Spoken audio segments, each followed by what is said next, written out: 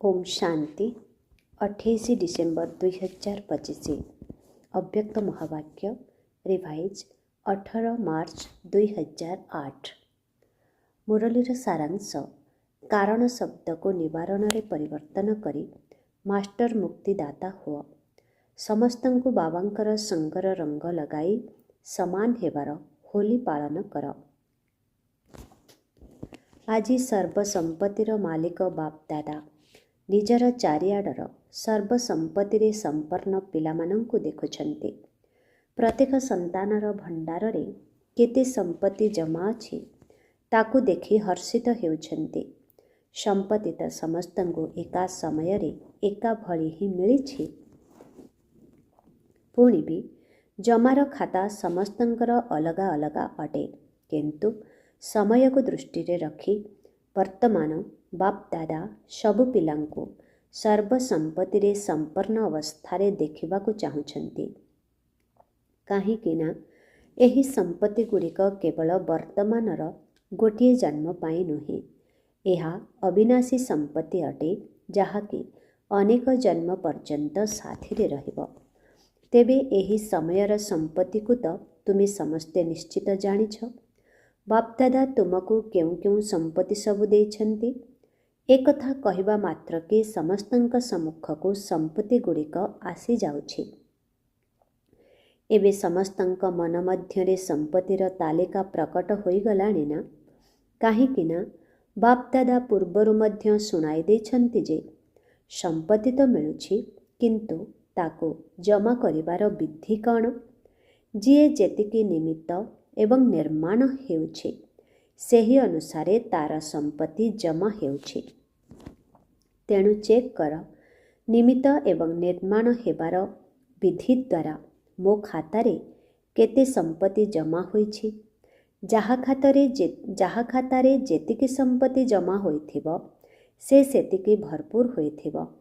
सेमानंकर चालीचलन रे एवं चेहरा रे भरपूर आत्मार आत्मिक निशा स्वतः ही देखा जाउथिबो एवं जेतिकी आत्मिक निशा तांकर चेहरा रे चमकुथिबो सेतिकी से चिंता मुक्त सम्राट मध्य होइथिबे। तेबे एही आत्मिक निशा बा आत्म अभिमानी स्थितिर शुद्ध अभिमान ही चिंता मुक्त सम्राटर लक्षण अटे। तेणु निजे निजको चेक कर जे मोर चेहरा रे चिंता मुक्त सम्राटर निश्चय एवं निशा अछि त। दर्पण तो समस्तंकु मिल जाइछि ना। तेणु दिल रूपी दर्पण रे निजर चेहरा को चेक कर। कौनसी प्रकारर चिंता नाही तो। कौन हेबो किपरि हेबो एपरि हेबो नाही तो। एही भली कौनसी संकल्प रहि जाई नाही तो। तेबे चिंता मुक्त सम्राटर संकल्प एहा ही हेबो जे जहा भी हेउछि ताहा बहुत भल हेउछि एवं जहा आगकु हेबो ताहा आहुरी अधिक भल हेबो। एहाको कुहा जाए शुद्ध अभिमान बा स्वमानधारी आत्मा। विनाशी धन लोकमाने जेते रोजगार करुछन्ति समय अनुसारे सेते अधिक चिंतारे रहुछन्ति, किंतु तुमको एही ईश्वरीय संपत्ति पाई कौनसी चिंता अछि कि? चिंता रहिबा दरकार ना। काहीकिना जो माने एही सबु संपत्तिर मालिक एवं परमात्मा पितांकर बालक अटन्ति सेमाने सदा सर्वदा स्वप्नरे मध्य चिंतामुक्त सम्राट अटन्ति। काहीकिना तांकर निश्चय रहिछि जे एही ईश्वरीय संपत्ति गुड़िक केवल गोटिए जन्म नुहे अनेक जन्म पर्यंत साथी रे रहिबो।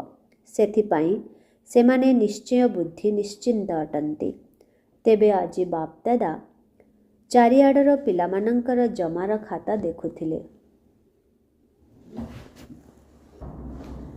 बाबा कहचन्ति पूर्वरु मध्य सुनाई सारिछु जे पिलामाने विशेष करी 3 प्रकारर खाता जमा करिछन्ति एवं जमा करि पारिबे। गोटिए हेला निजर पुरुषार्थ अनुसारे संपत्ति जमा करिबा। द्वितीय रे आशीर्वादर खाता एवं एहाको जमा करिबार साधन हेला सर्वदा संबंध संपर्क रे एवं सेवारे व्यस्त रहुथिले मध्य संकल्प वाणी एवं कर्म तीनोटी जाकरे निजे निज उपरे संतुष्ट ଏବଂ ଅନ୍ୟମାନେ ମଧ୍ୟ ସବୁ ସମୟରେ ସନ୍ତୁଷ୍ଟ ରହୁଥିବେ ଏବଂ ସମସ୍ତେ ସନ୍ତୁଷ୍ଟ ରହୁଥିବେ, କାରଣ ସନ୍ତୁଷ୍ଟତା ହିଁ ଆଶୀର୍ବାଦ ବା ଦୁଆର ଖାତାକୁ ବଢ଼ାଇଥାଏ। ଏବଂ ତୃତୀୟ ଖାତା ହେଲା ପୁଣ୍ୟର ଖାତା। ପୁଣ୍ୟର ଖାତା ଜମା କରିବାର ସାଧନ ହେଲା ଯାହା ବି ସେବା କରୁଛ, ଚାହେ ମନ ଦ୍ୱାରା, ଚାହେ ବାଣୀ ଦ୍ୱାରା, ଚାହେ କର୍ମ ଦ୍ୱାରା, ଚାହେ ସମ୍ବନ୍ଧ ସମ୍ପର୍କରେ ଆସିବାରେ ସର୍ବଦା ନିଃସ୍ୱାର୍ଥ ଏବଂ ବେହଦର ବୃତ୍ତି, ବେହଦର ସ୍ୱଭାବ, ବେହଦର ଭାବ ଏବଂ ଭାବନାର ସହିତ ସେବା କରିବା, ଯାହାଦ୍ୱାରା ପୁଣ୍ୟର ଖାତା ସ୍ୱତଃ ହିଁ ଜମା ହୋଇଥାଏ। ତେଣୁ ଚେକ୍ କର। ଚେକ୍ କରିବା ତ ଜଣାଅଛି ନା? ଜାଣିଛ ତ? ଯାହାକୁ ଜଣା ନାହିଁ ସେମାନେ ହାତ ଉଠାଅ। ଯାହାକୁ ଜଣା ନାହିଁ, ଯଦି ସେଭଳି କେହି ନାହାନ୍ତି, ତେବେ ସମସ୍ତଙ୍କୁ ଜଣାଅଛି। ତେଣୁ କେବେ ଚେକ୍ କରିଛ? ସ୍ୱପୁରୁଷାର୍ଥର ଖାତା, ଦୁଆର ଖାତା ଏବଂ ପୁଣ୍ୟର ଖାତା ତିନୋଟି ଯାକ ଶତକଡ଼ା କେତେ ହିସାବରେ ଜମା ଅଛି? କେବେ ଚେକ୍ କରିଛ? ଯେଉଁମାନେ ଚେକ୍ କରୁଛନ୍ତି ସେମାନେ ହାତ ଉଠାଅ। କ'ଣ ଚେକ୍ କରୁଛ ତ? କ'ଣ ପ୍ରଥମ ଧାଡ଼ିବାଲା କରୁନାହାନ୍ତି? ଚେକ୍ କରୁନାହଁ? କ'ଣ କହୁଛ? କରୁଛ ନା? କାହିଁକି ନା ବାପ୍ ଦାଦା ତ ଶୁଣାଇ ଦେଇଛନ୍ତି, ସଂକେତ ମଧ୍ୟ ଦେଇଛନ୍ତି ଯେ ଏବେ ସମୟର ସମୀପତା ତୀବ୍ର ଗତିରେ ଆଗକୁ ବଢ଼ି ଚାଲିଛି। ସେଥିପାଇଁ ନିଜର ଚେକିଂ ବାରମ୍ବାର କରିବାର ଅଛି। କାହିଁକି ନା ବାପ୍ ଦାଦା ପ୍ରତ୍ୟେକ ସନ୍ତାନକୁ ରାଜଯୋଗୀ ତଥା ରାଜା ସନ୍ତାନ ରୂପରେ ଦେଖିବାକୁ ଚାହୁଁଛନ୍ତି ଏବଂ ପରମାତ୍ମା ପିତାଙ୍କ ଭିତରେ ଏହି ନିଶା ରହିଛି ଯେ ମୋର ପ୍ରତ୍ୟେକ ସନ୍ତାନ ରାଜା ଅଟେ, ସ୍ୱରାଜ୍ୟ ଅଧିକାରୀ ତଥା ବିଶ୍ୱରାଜ୍ୟ ଅଧିକାରୀ ପରମାତ୍ମା ସନ୍ତାନ ଅଟେ। ତେବେ ସମ୍ପତ୍ତି ଗୁଡ଼ିକ ତ ବାପ୍ ଦାଦାଙ୍କ ଦ୍ୱାରା ସବୁବେଳେ ମିଳି ଚାଲିଛି, କିନ୍ତୁ ଏହିସବୁ ସମ୍ପତ୍ତି ଗୁଡ଼ିକୁ ଜମା କରିବାର ବହୁତ ସହଜ ବିଧି ହେଲା, ବିଧି କୁହ ବା ଚାବି କୁହ, ତାହା ଜାଣିଛ ତ? ଜମା କରିବାର ଚାବି କ'ଣ ଜାଣିଛ? କେବଳ ତିନୋଟି ବିନ୍ଦୁ। ଅଛି ନା ସମସ୍ତଙ୍କ ପାଖରେ ଚାବି? ତିନୋଟି ବିନ୍ଦୁ ଲଗାଅ ଏବଂ ସମ୍ପତ୍ତି ଜମା କରି ଚାଲ। କ'ଣ ମାତାମାନଙ୍କୁ ଚାବି ଲଗାଇବା ଜଣାଅଛି ତ? ମାତାମାନେ ଚାବିକୁ ଯତ୍ନ ସହକାରେ ରଖିବାରେ ବୁଦ୍ଧିମାନ ଅଟନ୍ତି ନା? ତେଣୁ ସବୁ ମାତାମାନେ ଏହି ତିନୋଟି ବିନ୍ଦୁର ଚାବିକୁ ଭଲ ଭାବରେ ସାଇତି ରଖିଛ ତ? କେବେ ଚାବି ଲଗାଇଛ? ମାତାମାନେ କୁହ, ଚାବି ଅଛି ତ? ଏମିତି ବି ଘରର ସବୁ ଜିନିଷର ଚାବିକୁ ସମ୍ଭାଳି ରଖିବା ମାତାମାନଙ୍କୁ ବହୁତ ଭଲ ଭାବରେ ଜଣାଅଛି। ତେଣୁ ଏହି ଚାବି ମଧ୍ୟ ସବୁବେଳେ ସାଥିରେ ଅଛି ତ? ତେବେ ବର୍ତ୍ତମାନ ସମୟରେ ବାପ୍ ଦାଦା ଏହି କଥା ଚାହୁଁଛନ୍ତି ଯେ ଏବେ ଅନ୍ତିମ ସମୟ ପାଖେଇ ଆସୁଥିବା କାରଣରୁ ବାପ୍ ଦାଦା ଗୋଟିଏ ଶବ୍ଦକୁ ସବୁ ପିଲାଙ୍କ ଭିତରୁ ସଂକଳ୍ପରେ, ବାଣୀରେ ଏବଂ ବାସ୍ତବିକ କର୍ମରେ ପରିବର୍ତ୍ତନ କରିବାର ଦେଖିବାକୁ ଚାହୁଁଛନ୍ତି। ସାହସ ଅଛି ତ? ଏହି ଗୋଟିଏ ଶବ୍ଦ ଯାହାକୁ ବାପ୍ ଦାଦା ପ୍ରତ୍ୟେକ ସନ୍ତାନ ଦ୍ୱାରା ପରିବର୍ତ୍ତନ କରିବାକୁ ଚାହୁଁଛନ୍ତି, ଯାହାକି ଏହି ଗୋଟିଏ ଶବ୍ଦ ବାରମ୍ବାର ପିଲାମାନଙ୍କୁ ତୀବ୍ର ପୁରୁଷାର୍ଥୀରୁ ଅବହେଳା ପୁରୁଷାର୍ଥୀ କରିଦେଉଛି। କିନ୍ତୁ ଏବେ ସମୟ ଅନୁସାରେ କେଉଁଭଳି ପୁରୁଷାର୍ଥ ହେବା ଦରକାର? ତୀବ୍ର ପୁରୁଷାର୍ଥ। ସମସ୍ତେ ମଧ୍ୟ ଚାହୁଁଛନ୍ତି ଯେ ଆମେ କିପରି ତୀବ୍ର ପୁରୁଷାର୍ଥୀଙ୍କ ଶ୍ରେଣୀରେ ଆସିବୁ, କିନ୍ତୁ କେହି ଗୋଟିଏ ଶବ୍ଦ ଏଥିରେ ଅବହେଳା କରାଇ ଦେଉଛି। ଜାଣିଛ ସେହି ଶବ୍ଦଟି କ'ଣ? ପରିବର୍ତ୍ତନ କରିବା ପାଇଁ ପ୍ରସ୍ତୁତ ଅଛ ତ? ଅଛ ତ? ହାତ ଉଠାଅ। ପ୍ରସ୍ତୁତ ଅଛ ତ? ଦେଖ, ତୁମମାନଙ୍କର ଫଟୋ ଟିଭିରେ ଆସୁଛି। ପ୍ରସ୍ତୁତ ଅଛ ତ? ଆଚ୍ଛା, ଅଭିନନ୍ଦନ। ଆଚ୍ଛା, ତୀବ୍ର ପୁରୁଷାର୍ଥ କରି ପରିବର୍ତ୍ତନ କରିବ ନା କହିବ କରିଦେବି, ଦେଖିବି, ଏହିଭଳି କହିବ ନାହିଁ ତ? ସେହି ଶବ୍ଦକୁ ତ ଜାଣିସାରିବଣି, କାହିଁକି ନା ସମସ୍ତେ ବୁଦ୍ଧିମାନ ତ ଅଟନା? ତେବେ ସେହି ଗୋଟିଏ ଶବ୍ଦ ହେଲା କାରଣ ଶବ୍ଦକୁ ପରିବର୍ତ୍ତନ କରି ନିବାରଣ ଶବ୍ଦକୁ ସାମ୍ନାକୁ ଆଣ। କାରଣକୁ ସାମ୍ନାକୁ ଆଣିବା ଦ୍ୱାରା ବା କାରଣକୁ ଚିନ୍ତା କରିବା ଦ୍ୱାରା ନିବାରଣ ହେଉନାହିଁ, ତେଣୁ ବାପଦାଦା କେବଳ କହିବା ପର୍ଯ୍ୟନ୍ତ ନୁହେଁ କିନ୍ତୁ ସଂକଳ୍ପରେ ମଧ୍ୟ ଏହି କାରଣ ଶବ୍ଦକୁ ନିବାରଣରେ ପରିବର୍ତ୍ତନ କରିବାକୁ ଚାହୁଁଛନ୍ତି। କାହିଁକି ନା କାରଣ ଭିନ୍ନ ଭିନ୍ନ ପ୍ରକାରର ହୋଇଥାଏ ଏବଂ ସେହି କାରଣ ଶବ୍ଦକୁ ଭାବିବାରେ, କହିବାରେ, କର୍ମ କରିବାରେ, ଆସିବାରେ, ତାହା ତୀବ୍ର ପୁରୁଷାର୍ଥୀ ହେବାରେ ବନ୍ଧନ ସୃଷ୍ଟି କରିଥାଏ। କାହିଁକି ନା ତୁମ ସମସ୍ତଙ୍କର ବାପଦାଦାଙ୍କ ସହିତ ପ୍ରତିଜ୍ଞା ରହିଛି, ସ୍ନେହର ସହିତ ପ୍ରତିଜ୍ଞା କରିଛ ଯେ ଆମେ ସମସ୍ତେ ବାବାଙ୍କର ଏହି ବିଶ୍ୱ ପରିବର୍ତ୍ତନ କାର୍ଯ୍ୟରେ ସାଥୀ ଅଟୁ। ତେଣୁ ତୁମେ ସମସ୍ତେ ବାବାଙ୍କର ସାଥୀ ଅଟ। ବାବା ଏକୁଟିଆ କିଛି କରୁନାହାନ୍ତି, ପିଲାମାନଙ୍କୁ ମଧ୍ୟ ସାଥିରେ ରଖିଛନ୍ତି। ତେଣୁ ବିଶ୍ୱ ପରିବର୍ତ୍ତନ କାର୍ଯ୍ୟରେ ତୁମମାନଙ୍କର କାର୍ଯ୍ୟ କ'ଣ? ସର୍ବ ଆତ୍ମାଙ୍କର କାରଣକୁ ମଧ୍ୟ ନିବାରଣ କରିବା। କାହିଁକି ନା ଆଜିକାଲି ଅଧିକାଂଶ ଆତ୍ମା ଦୁଃଖୀ ଏବଂ ଅଶାନ୍ତ ରହୁଥିବା କାରଣରୁ ସମସ୍ତେ ଏବେ ମୁକ୍ତି ଚାହୁଁଛନ୍ତି। ଦୁଃଖ ଅଶାନ୍ତିରୁ ଏବଂ ସର୍ବବନ୍ଧନରୁ ମୁକ୍ତି ଚାହୁଁଛନ୍ତି। କିନ୍ତୁ ସେମାନଙ୍କର ମୁକ୍ତିଦାତା କିଏ? ବାବାଙ୍କ ସହିତ ତୁମେ ପିଲାମାନେ ମଧ୍ୟ ମୁକ୍ତିଦାତା ଅଟ। ତୁମମାନଙ୍କର ଜଡ଼ ଚିତ୍ର ନିକଟରେ ଆଜି ପର୍ଯ୍ୟନ୍ତ ଭକ୍ତମାନେ କ'ଣ ମାଗୁଛନ୍ତି? ଏବେ ଦୁନିଆରେ ଦୁଃଖ ଅଶାନ୍ତି ବଢ଼ି ଚାଲିଥିବାର ଦେଖି ଅଧିକାଂଶ ଆତ୍ମା ତୁମ ମୁକ୍ତିଦାତା ଆତ୍ମାମାନଙ୍କୁ ଅଧିକ ମନେ ପକାଉଛନ୍ତି। ସେମାନଙ୍କର ମନ ଦୁଃଖୀ ହେବା କାରଣରୁ ଚିତ୍କାର କରୁଛି, ହେ ମୁକ୍ତିଦାତା, ଆମକୁ ମୁକ୍ତି ଦିଅ। କ'ଣ ତୁମମାନଙ୍କୁ ଆତ୍ମାମାନଙ୍କର ଦୁଃଖ ଅଶାନ୍ତିର ଡାକରା ଶୁଭୁନାହିଁ? ତେଣୁ ମୁକ୍ତିଦାତା ହୋଇ ପ୍ରଥମେ ଏହି କାରଣ ଶବ୍ଦକୁ ମୁକ୍ତ କର।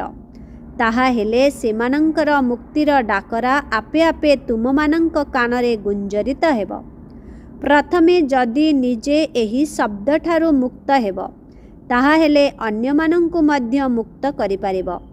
ଏବେ ତ ଦିନକୁ ଦିନ ତୁମମାନଙ୍କ ସମ୍ମୁଖରେ ହେ ମୁକ୍ତିଦାତା ଆମକୁ ମୁକ୍ତି ଦିଅ, ଏହାର ଲମ୍ବା ଧାଡ଼ି ଲାଗିବାକୁ ଯାଉଛି। କିନ୍ତୁ ଆଜି ପର୍ଯ୍ୟନ୍ତ ନିଜର ପୁରୁଷାର୍ଥରେ ଭିନ୍ନ ଭିନ୍ନ କାରଣ ଶବ୍ଦ କାରଣ ଆଜି ପର୍ଯ୍ୟନ୍ତ ନିଜର ପୁରୁଷାର୍ଥରେ ଭିନ୍ନ ଭିନ୍ନ କାରଣ ଶବ୍ଦ କାରଣରୁ ମୁକ୍ତିର ଫାଟକ ବନ୍ଦ ରହିଛି। ସେଥିପାଇଁ ଆଜି ବାପଦାଦା ଏହି ଶବ୍ଦଠାରୁ ସମସ୍ତଙ୍କୁ ମୁକ୍ତ କରିବା ପାଇଁ ଚାହୁଁଛନ୍ତି। ଏମିତି ତ ଏହା ସହିତ ଆହୁରି ମଧ୍ୟ କେତେକ ଦୁର୍ବଳତାର ଶବ୍ଦ ରହିଛି।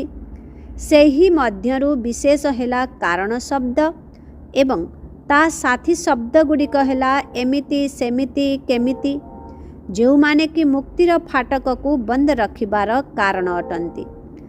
ତେବେ ଆଜି ସମସ୍ତେ ହୋଲି ପାଳନ କରିବା ପାଇଁ ଆସିଛ ନା? ସମସ୍ତେ ଦୌଡ଼ି ଦୌଡ଼ି ଆସିଛ। ସ୍ନେହରୂପୀ ବିମାନରେ ବସି ଆସିଛ। ଯେହେତୁ ବାବାଙ୍କ ସହିତ ସ୍ନେହ ରହିଛି, ତେଣୁ ବାବାଙ୍କ ସହିତ ହୋଲି ପାଳନ କରିବା ପାଇଁ ପହଞ୍ଚି ଯାଇଛ। ଆସିଛ, ଭଲ କରିଛ। ସେଥିପାଇଁ ବାପଦାଦା ତୁମମାନଙ୍କୁ ଅଭିନନ୍ଦନ ଦେଉଛନ୍ତି। ବାପଦାଦା ଦେଖୁଛନ୍ତି ହୁଇଲ୍ ଚେୟାରରେ ଚାଲିଲା ବାଲା ମଧ୍ୟ କିଛି ନା କିଛି ଶାରୀରିକ ଅସୁବିଧା ଥିଲେ ମଧ୍ୟ ସାହସ ରଖି ପହଞ୍ଚି ଯାଇଛନ୍ତି। ବାପଦାଦା ଏହି ଦୃଶ୍ୟକୁ ମଧ୍ୟ ଦେଖୁଛନ୍ତି। ଏଠାକୁ କ୍ଲାସ୍ କରିବା ପାଇଁ ଆସୁଛନ୍ତି ନା? କୌଣସି କାର୍ଯ୍ୟକ୍ରମ ଦେଖିବା ପାଇଁ ଯେତେବେଳେ ଆସୁଛନ୍ତି, ହୁଇଲ୍ ଚେୟାରରେ ବସି ନିଜର ପଣ୍ଡାକୁ ଅର୍ଥାତ୍ ନିମିତ୍ତ ଟିଚରମାନଙ୍କୁ ଧରି ଆସିଯାଉଛନ୍ତି। ତେବେ ଏହାକୁ କ'ଣ କୁହାଯିବ? ପରମାତ୍ମା ସ୍ନେହ। ବାପଦାଦା ମଧ୍ୟ ଏହିଭଳି ସାହସୀ ଆନ୍ତରିକ ସ୍ନେହୀ ପିଲାମାନଙ୍କୁ ବହୁତ ବହୁତ ଆନ୍ତରିକ ଆଶୀର୍ବାଦ, ଆନ୍ତରିକ ସ୍ନେହ ବିଶେଷ ଭାବରେ ଦେଉଛନ୍ତି। ବହୁତ ସାହସ ରଖି ଆସିଛନ୍ତି। ବାବାଙ୍କର ଏବଂ ପରିବାରର ସହଯୋଗ ତ ନିଶ୍ଚିତ ରହିଛି, କାରଣ ସମସ୍ତଙ୍କୁ ଠିକ୍ ଭାବରେ ସ୍ଥାନ ମିଳିଛି ତ? ଯେଉଁମାନଙ୍କୁ ସ୍ଥାନ ଠିକ୍ ମିଳିଛି ସେମାନେ ହାତ ଉଠାଅ। ବିଦେଶୀମାନଙ୍କୁ ରହିବାର ସ୍ଥାନ ଠିକ୍ ମିଳିଛି ତ? ଏହା ତ ମେଳା ଅଟେ ନା? ଦୁନିଆର ମେଳାମାନଙ୍କରେ ତ ଧୂଳି ଉଡ଼ୁଥିବ, ସେଥିରେ ମଧ୍ୟ ଖାଇବା ପିଇବା ଚାଲିଥିବ। ତୁମମାନଙ୍କୁ ତ ଭଲ ବ୍ରହ୍ମାଭୋଜନ ମିଳୁଛି ନା? ଆଚ୍ଛା, ହାତ ହଲାଉଛନ୍ତି। ଶୋଇବା ପାଇଁ 3 ପାଦ ପୃଥିବୀ ମିଳିଛି ତ? ଏଭଳି ମିଳନ ପୁଣି 5000 ବର୍ଷ ପରେ ଏହି ସଙ୍ଗମ ଯୁଗରେ ହିଁ ହେବ, ଆଉ ମଝିରେ କେବେ ବି ହୋଇପାରିବ ନାହିଁ। ତେଣୁ ଆଜି ବାପଦାଦାଙ୍କ ଭିତରେ ସଂକଳ୍ପ ଅଛି ଯେ ସବୁ ପିଲାଙ୍କର ଜମାର ଖାତାକୁ ଦେଖିବା ପାଇଁ। ଦେଖିଛନ୍ତି ମଧ୍ୟ ଏବଂ ଆଗକୁ ମଧ୍ୟ ଦେଖିବେ, କାହିଁକି ନା ବାପଦାଦା ପିଲାମାନଙ୍କୁ ପ୍ରଥମରୁ ହିଁ ଏହି ସୂଚନା ଦେଇସାରିଛନ୍ତି ଯେ ଜମାର ଖାତାକୁ ଜମା କରିବାର ସମୟ କେବଳ ଏହି ସଙ୍ଗମ ଯୁଗ ହିଁ ଅଟେ। ଏହି ସଙ୍ଗମ ଯୁଗରେ ଏବେ ଯେତେ ବି ଜମା କରିବା ପାଇଁ ଚାହିଁବ, ସାରା କଳ୍ପର ଖାତା ଏବେ ହିଁ ଜମା କରିପାରିବ। ଏହାପରେ ଜମା ଖାତାର ବ୍ୟାଙ୍କ ହିଁ ବନ୍ଦ ହୋଇଯିବ। ତାପରେ କ'ଣ କରିବ? ସେଥିପାଇଁ ବାପଦାଦାଙ୍କର ପିଲାମାନଙ୍କ ପ୍ରତି ସ୍ନେହ ଅଛି ନା। ତେଣୁ ବାପଦାଦା ଜାଣିଛନ୍ତି ଯେ ପିଲାମାନେ ଅବହେଳାପଣିଆ କାରଣରୁ କେବେ ଭୁଲି ଯାଇଛନ୍ତି, କେବେ କହୁଛନ୍ତି ହୋଇଯିବ, ଦେଖିନେବୁ, କରୁଛୁ ତ, ଚାଲୁଛୁ, ଏହିଭଳି ବଡ଼ ମଜାରେ କହୁଛନ୍ତି। ଆପଣ ତ ଦେଖୁଛନ୍ତି ନା, ଆମେ ତ କରୁଛୁ ନା। ହଁ, ଚାଲୁଛୁ ତ, ଆଉ କ'ଣ କରିବୁ? କିନ୍ତୁ ଚାଲିବାରେ ଆଉ ଉଡ଼ିବାରେ ଫରକ କେତେ? ଚାଲୁଛ, ସେଥିପାଇଁ ଅଭିନନ୍ଦନ। କିନ୍ତୁ ଏବେ ଚାଲିବାର ସମୟ ସମାପ୍ତ ହୋଇ ଉଡ଼ିବାର ସମୟ ଆସିଗଲାଣି। ତେଣୁ ଏବେ ଯଦି ଉଡ଼ିବାର ପୁରୁଷାର୍ଥ କରିବ, ତେବେ ଯାଇ ଲକ୍ଷ୍ୟସ୍ଥଳରେ ପହଞ୍ଚିପାରିବ। ତେବେ ଭଗବାନଙ୍କର ସନ୍ତାନ ହୋଇ ଯଦି ସାଧାରଣ ପ୍ରଜାରେ ଆସିବ, ତେବେ କ'ଣ ଶୋଭା ପାଇବ? ଆଜି ସମସ୍ତେ ହୋଲି ପାଳନ କରିବା ପାଇଁ ଆସିଛ ନା? ତେଣୁ ହୋଲିର ଅର୍ଥ ହେଲା ଯାହା ବିତି ଯାଇଛି ତାକୁ ବିନ୍ଦୁ ଲଗାଇ ଦିଅ। ତେଣୁ ଆଜିଠାରୁ ବାପଦାଦା ଏହି କଥା ଚାହୁଁଛନ୍ତି ଯେ ଯାହା ବିତିଗଲା ତାକୁ ଭୁଲିଯାଅ। କୌଣସି ବି କାରଣରୁ ଯଦି ଏବେ କୌଣସି ଦୁର୍ବଳତା ରହିଯାଇଛି, ତେବେ ଏହି ମୁହୂର୍ତ୍ତରେ ହିଁ ବିତିକୁ ବିତି କରି ନିଜର ଚିତ୍ରକୁ ସ୍ମୃତିକୁ ଆଣ। ନିଜ ନିଜର ଚିତ୍ରକାର ହୋଇ ନିଜର ଚିତ୍ର ତିଆରି କର।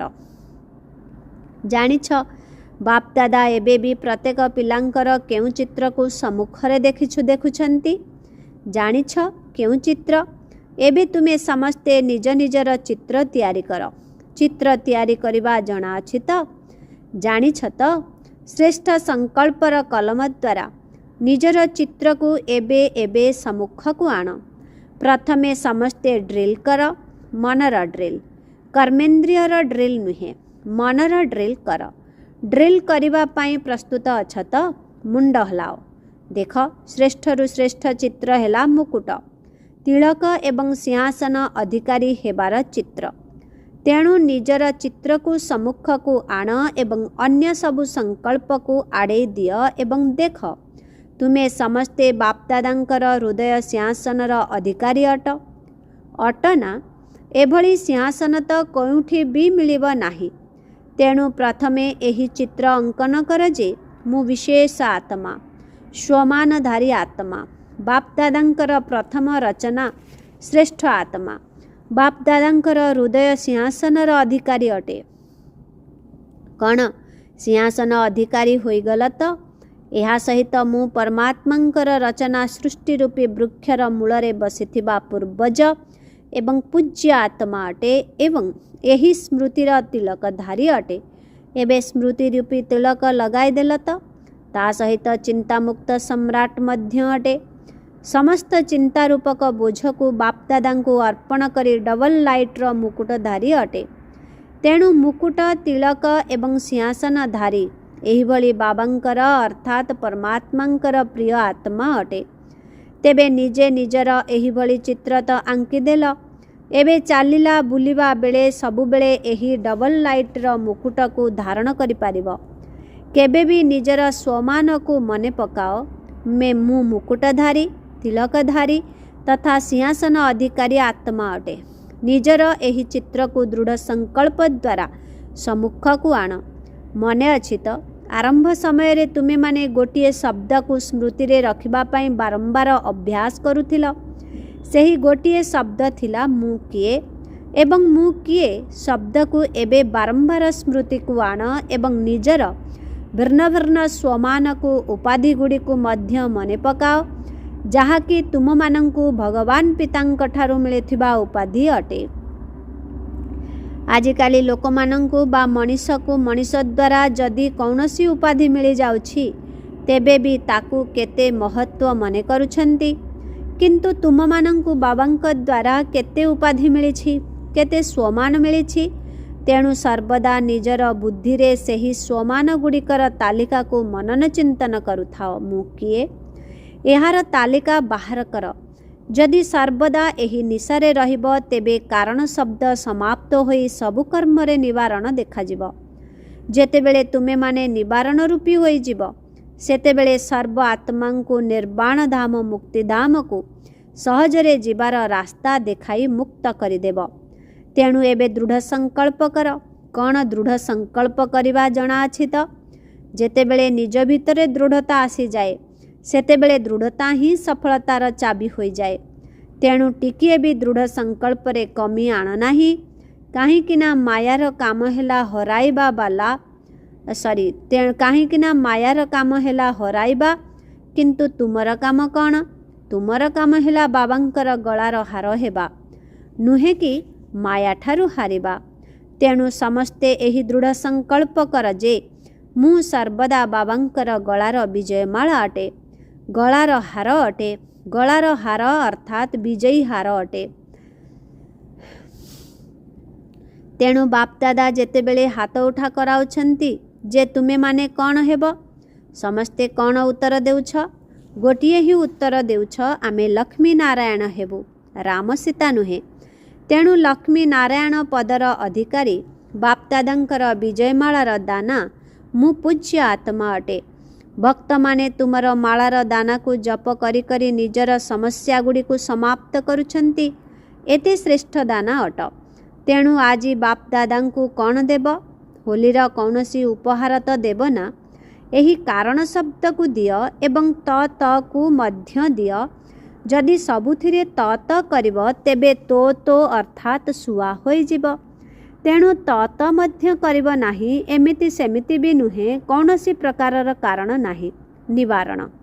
ଆଚ୍ଛା, ବାପଦାଦା ପ୍ରତ୍ୟେକ ସନ୍ତାନକୁ ସମାନ ହେବାର ଶ୍ରେଷ୍ଠ ସଂକଳ୍ପ ପାଇଁ ପଦ୍ମା ପଦମ ଗୁଣା ଅଭିନନ୍ଦନ ଦେଉଛନ୍ତି।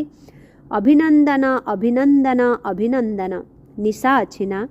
ଆମ ଭଳି ପଦ୍ମା ପଦମ ଭାଗ୍ୟବାନ କିଏ ଅଛି? ଏହି ନିଶାରେ ରୁହ। ଆଚ୍ଛା, ଏବେ ଗୋଟିଏ ସେକେଣ୍ଡ ଭିତରେ ସବୁ ବ୍ରାହ୍ମଣମାନେ ନିଜର ରାଜଯୋଗର ଅଭ୍ୟାସ କର। ମନକୁ ଏକାଗ୍ର କରିବା ସହିତ ମନର ମାଲିକ ହୋଇ ଯେଉଁଠି ଚାହିଁବ, ଯେତେ ସମୟ ଚାହିଁବ, ଯେପରି ଚାହିଁବ, ସେହିପରି ଏବେ ମନକୁ ଏକାଗ୍ର କରିଦିଅ। ମନ କେଉଁଠି ବି ଏଣେ ତେଣେ ଚଞ୍ଚଳ ନ ହେଉ। ମେରା ବାବା, ମିଠା ବାବା, ପ୍ୟାରା ବାବା, ଏହିଭଳି ସ୍ନେହଯୁକ୍ତ ସୁନ୍ଦର ରଙ୍ଗରେ ଆଧ୍ୟାତ୍ମିକ ହୋଲି ପାଳନ କର। ଆଚ୍ଛା, ଚାରିଆଡ଼ର ବିଶେଷ ଶ୍ରେଷ୍ଠ ହୋଲି ଅର୍ଥାତ୍ ପବିତ୍ର ଏବଂ ହାଇଏଷ୍ଟ ଅର୍ଥାତ୍ ସର୍ବୋଚ୍ଚ ପିଲାମାନଙ୍କୁ ସର୍ବଦା ନିଜକୁ ବାବାଙ୍କ ସମାନ ସର୍ବଶକ୍ତିରେ ସମ୍ପନ୍ନ ମାଷ୍ଟର ସର୍ବଶକ୍ତିବାନ ଅନୁଭବ କରୁଥିବା, ସର୍ବଦା ପ୍ରତ୍ୟେକ ଦୁର୍ବଳତା ଗୁଡ଼ିକଠାରୁ ମୁକ୍ତ ହୋଇ ଅନ୍ୟ ଆତ୍ମାମାନଙ୍କୁ ମଧ୍ୟ ମୁକ୍ତି ପ୍ରାପ୍ତ କରାଉଥିବା ମୁକ୍ତିଦାତା ପିଲାମାନଙ୍କୁ ସର୍ବଦା ସ୍ୱମାନର ସିଟ୍ ଅର୍ଥାତ୍ ଆସନ ଉପରେ ସେଟ୍ ରହୁଥିବା, ସର୍ବଦା ଅମର ଭବର ବରଦାନର ଅନୁଭବ ସ୍ୱରୂପରେ ରହୁଥିବା, ଏହିଭଳି ଚାରିଆଡ଼ର ଚାହେ ସମ୍ମୁଖରେ ବସିଥିବା, ଚାହେ ଦୂରରେ ବସିଥିଲେ ମଧ୍ୟ ସ୍ନେହରେ ବୁଡ଼ି ରହିଥିବା ପିଲାମାନଙ୍କୁ ସ୍ନେହ ସମ୍ପନ୍ନ ଶୁଭେଚ୍ଛା ବା ନିଜର ଉମଙ୍ଗ ଉତ୍ସାହର ତଥା ପୁରୁଷାର୍ଥର ସମାଚାର ପଠାଇଥିବା ପିଲାମାନଙ୍କୁ ବାପଦାଦାଙ୍କର ବହୁତ ବହୁତ ପଦ୍ମା ପଦମ ଗୁଣା ହାର୍ଦ୍ଦିକ ଶୁଭେଚ୍ଛା ସ୍ୱୀକାର କରିବା ହେଉ ଏବଂ ସମସ୍ତ ରାଜଯୋଗୀ ତଥା ରାଜ୍ୟ ଅଧିକାରୀ ପିଲାମାନଙ୍କୁ ନମସ୍ତେ। ଓମ୍ ଶାନ୍ତି। ଆଜିର ବରଦାନ। ସର୍ବଶକ୍ତିବାନ ସତ୍ତା ଅର୍ଥାତ୍ ଅଧିକାରୀପଣିଆ ଆଧାରରେ ଆତ୍ମାମାନଙ୍କୁ ମାଲାମାଲ କରୁଥିବା ପୁଣ୍ୟ ଆତ୍ମା ଭବ। ଯେପରି ଦାନ ପୁଣ୍ୟର ସତ୍ତାଧାରୀ ସକାମୀ ରାଜାମାନଙ୍କ ଭିତରେ ସତ୍ତାର ସମ୍ପୂର୍ଣ୍ଣ ଶକ୍ତି ଥିଲା, ଯାହା ଆଧାରରେ ସେମାନେ ଯାହାକୁ ଯାହା ଇଚ୍ଛା ସେହିଭଳି କରି ଦେଇପାରୁଥିଲେ, ସେହିପରି ତୁମେ ମହାଦାନୀ ପୁଣ୍ୟ ଆତ୍ମାମାନଙ୍କୁ ସିଧାସଳଖ ବାବାଙ୍କ ଦ୍ୱାରା ପ୍ରକୃତି ଜିତ୍ ମାୟାଜିତ୍ ହେବାର ବିଶେଷ ସତ୍ତା ମିଳିଛି। ତୁମେମାନେ ନିଜର ଶୁଦ୍ଧ ସଂକଳ୍ପ ଆଧାରରେ ଯେକୌଣସି ଆତ୍ମାର ବାବାଙ୍କ ସହିତ ସମ୍ବନ୍ଧ ଯୋଡ଼ି ତାକୁ ମାଲାମାଲ କରିଦେଇପାରିବ। केवल यही सत्ता को यथार्थ रूप से व्यवहार कर। आजर स्लोगन, जेतेबेले तुमे माने निजर संपूर्णतार अभिनंदन उत्सव पालन करिबो सेतेबेले समय एवं माया उभय विदाय ने जिबे। ओम शांति। आजर अव्यक्त इशारा, एबे संपूर्ण बा कर्मातीत हेबार तीव्र इच्छा प्रकट कर। जेतेबेले तुमर मन बुद्धि कर्म रे बहुत व्यस्त रहिथिबो सही समय रे मन को फुल स्टॉप र बिंदु लगाइबा पाई निर्देश दियो। कर्मर संकल्प मध्य स्टॉप हो जाऊ। यही अभ्यास को गोटे सेकेंड पाई हेउ पछके किंतु निश्चित कर, कहीं अंतिम सर्टिफिकेट गोटे सेकेंड भितरे फुल स्टॉप लगाइबा उपरे ही प्राप्त हेबो। तेणु गोटे सेकेंड भितरे विस्तार को एकत्रित करी सारस्वरूप हो जाओ। यही अभ्यास ही तुमको कर्मातीत करिदेब। ओम शांति।